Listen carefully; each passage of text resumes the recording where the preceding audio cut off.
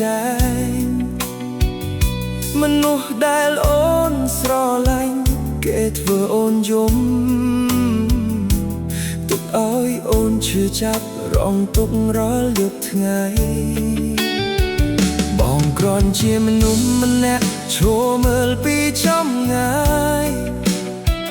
ចង់ជួយលួងអូនតែខ្លាចរំខានចិត្តស្រីទឹកភ្នែកអូនធ្លាក់មកចាក់បេះដូងបងឃើញអូនខូចចិត្តបងក៏យំតាមអូនបងមិនអាចមើលអូនឈឺចាប់បែបនេះមនុស្សល្អដូចអូនមិនគួរមានទឹកភ្នែកទេបងយំព្រោះអាណិតអូនអាណិតចិត្តស្រីម្នាក់ដែលស្មោកពេកស្រឡាញ់គេអស់ពីបេះដូងចុងក្រោយបានតែការឈឺចាប់បងយំព្រោះមិនអាចជួយអ្វី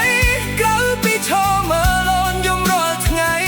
បើអាចយកការឈឺនេះជំនួសអូនបងព្រមឈឺជំនួសអូនគ្រប់យ៉ាង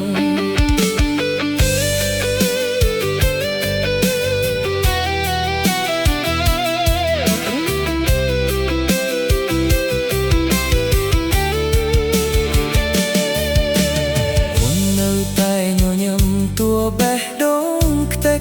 ខ្ទាំធ្វើដូចមិនអីទាំងទឹកភ្នែកលាក់ក្នុងចិត្តបងដឹងថាអូនហត់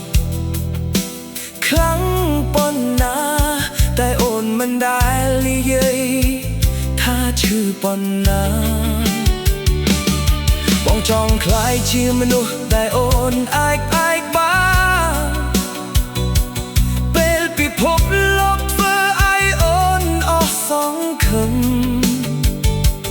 សូមឲ្យថ្ងៃណាមួយអូនបានជួបស្នេហ៍ពិតមិនមែនមនុស្សដែលធ្វើឲ្យអូនយំដូចថ្ងៃនេះបងយំព្រោះអាណិតអូនអាណិតចិត្តស្រីម្នាក់ដែលស្មោះពេកស្រឡាញ់គេ